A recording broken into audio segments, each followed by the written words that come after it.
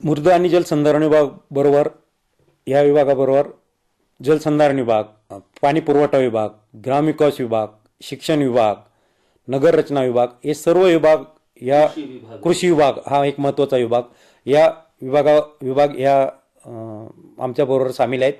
नगर रचना विभाग समजा आपण एक्झाम्पल घेतलं तर शहरामध्ये होणारा पाण्याचं रेन वॉटर हार्वेस्टिंग करण्याची मोठी जबाबदारी या विभाग आहे. या विभागातर्फे मार्फत हे मोठं काम हाती घेतले जाणार आहे. कृषी विभागाकडून पाण्याचा वापर करणं, स्प्रिंकल पद्धतीने वापर करणं, ठिबक सिंचनद्वारे वापर करणं, त्याकडे लोकांचं लक्ष देणं, हा विभाग हे मोठ्या प्रमाणात काम करू शकतो. वन विभाग सुद्धा हा एक महत्त्वाचा विभाग आहे. वृक्षारोपण करून वनातलं पाणी वनात कसं जिरण, तिथली मातीची धूप कसं कमी होईल यासाठी वन विभाग हा या आमच्या अभियानात खूप मोठा घटक आहे. संपदा विभाग येणारं पाणी मोठ्या धरणात ते आणणार आहे.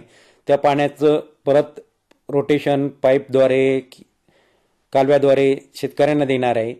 हा विभाग सुद्धा ह्या सप्ताहात आणि ह्या आमच्या अभियानात मोठ्या प्रमाणात काम करणार आहेत. हो, शेतातली माती वाहून जाण्याचं हे थांबवता येऊ शकतं. नद्यांचा पूर आपण कमी करू शकतो. समजा पडलेलं पाणी हे वरच जमिनीत जिरलं तर आपत्ती थोड्या प्रमाणात कमी होईल.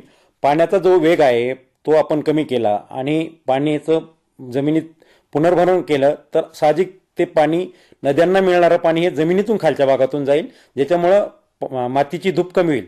आणि मातीची धूप ही जी कमी होते किंवा माती ही शेतीसाठी उपयुक्त ठरत नाही, अशा वेळेस आपण धरणातला गाळ काढणार आहे. धरणातला गाळ काढून तो शेतीत टाकला तर शेती सुपीक होईल. त्याबरोबर धरणात ते गाळ काढल्यामुळं त्या धरणाची कॅपॅसिटी वाढेल. कॅपॅसिटी वाढल्यामुळे जो पूर येणार आहे तो पुराचं प्रमाण कमी होईल, कारण येणारा पूर हा धरणाची माती काढल्यामुळं तितका तो पूर कमी होईल. ते पाणी त्या धरणामध्ये साचून राहील.